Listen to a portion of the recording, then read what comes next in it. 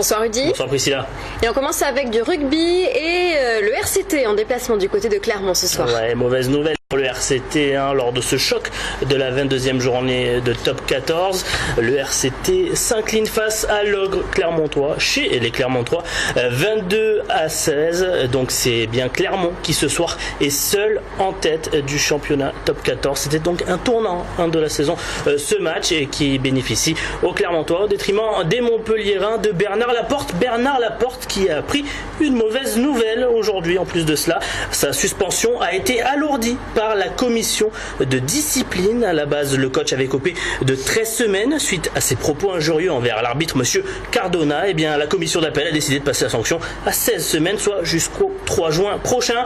Laporte devra donc suivre les matchs de son équipe depuis les tribunes. Demain, le MHR se déplace du côté d'Oyonnax, toujours pour cette 22e journée de Top 14. L'avant-match, c'est avec Vincent Bordignon. Au MHR, depuis sa deuxième année de minime, champion espoir élite en 2013, international des moins de 20 ans jusqu'en 2012, le demi de mêlée rejoindra la rade toulonnaise dès la saison prochaine pour 2 ans. Le départ d'Éric Escande à son meilleur niveau est un véritable crève-cœur pour Fabien Galtier.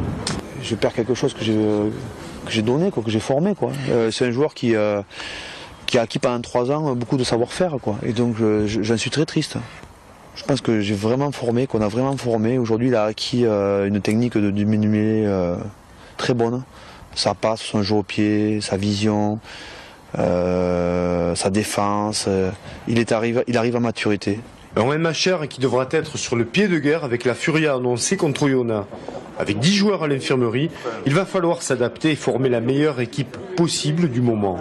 Après 2 semaines sans avoir joué ensemble, l'entraînement d'hier s'est révélé difficile et les internationaux reviennent fatigués de sélection. On a des joueurs qui reviennent du tournoi, on a des joueurs qui étaient blessés, on se retrouve, on a une grosse semaine de physique derrière. Pour certains, ça fait que on va dire que c'est pas un bon mélange pour être très très performant avec un ballon aujourd'hui.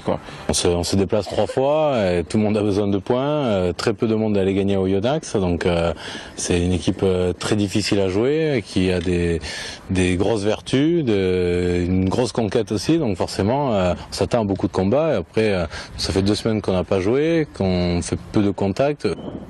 À 3 points de Toulon et de Clermont, tous les points sont bons à prendre. Mais l'équipe d'Oyonnax est redoutée, ce sera un gros morceau. Voilà le MHR de Fabien Galtier qui va donc essayer d'aller titiller le RCT de Bernard Laporte. Et on ouvre une page football et on démarre avec l'Olympique de Marseille. Les Olympiens qui accueillent Rennes demain à 17h au Vélodrome. Des Rennais qui se battent pour le maintien, c'est d'ailleurs assez étonnant. Et leur entraîneur l'a affirmé aujourd'hui, il se déplace pour faire un hold-up. Marseille est prévenu. Et de l'autre côté, José Anigo le répète, non, ces joueurs n'ont pas lâché prise et seront bien à fond demain. En tout cas, il l'espère. J'ai un groupe qui est réceptif, j'ai un groupe qui a pas lâché, j'ai des motifs d'espoir, c'est ça, c'est un groupe qui est pas résigné et qui vient au quotidien travailler en espérant, comme moi, accrocher un maximum de places. Pour vous c'est invisible et c'est pas palpable, je le comprends, mais moi je le vis au quotidien. Et on essaie de faire en sorte que cette équipe-là, et eux en sont conscients aussi, d'essayer de combattre leur irrégularité et d'aller chercher le maximum de points.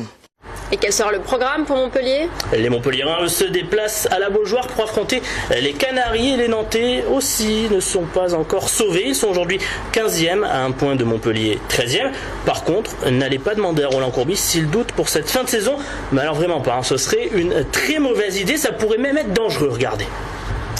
9 journées de la fin, je dois m'inquiéter parce que Valenciennes a gagné un match à Evian, parce que Sochaux n'est pas encore mort, et parce que nous n'avons pas été capables de faire un résultat à Lille.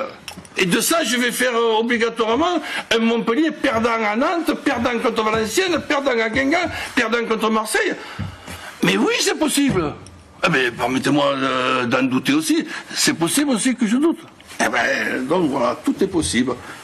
Et on reste en Ligue 1 avec le PSG en déplacement du côté de Lorient ce soir. Attendez, avant le PSG, vous êtes moqué là de Roland Courbis? Non, il est animé, mais bon, c'est ça qui est bien. Attention, parce que Roland Courbis est énervé, moi je vous conseille de ne pas vous moquer. Hein, parce que Roland Courbis est énervé, c'est si pas vous marrant. Dites, allez, c'est que vous le connaissez.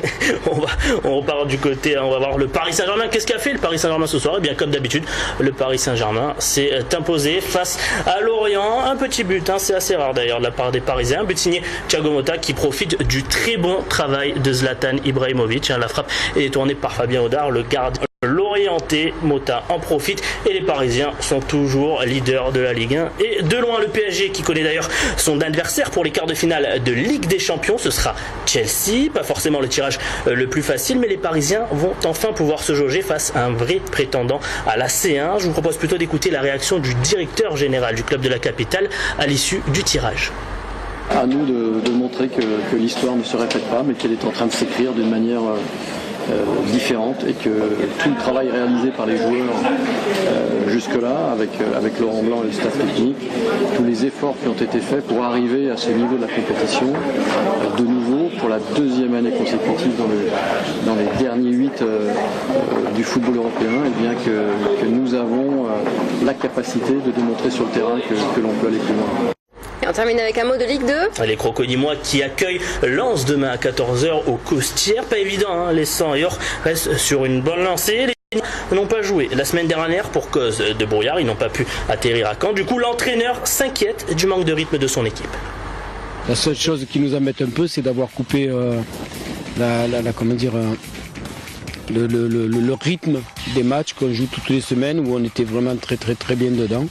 Donc le seul dommage, c'est qu'on n'a pas joué, qu'il va falloir se remettre dedans. Mais il y a des entraînements qui sont prévus pendant la semaine pour ça. Merci beaucoup Rudy. Je vous en prie Priscilla.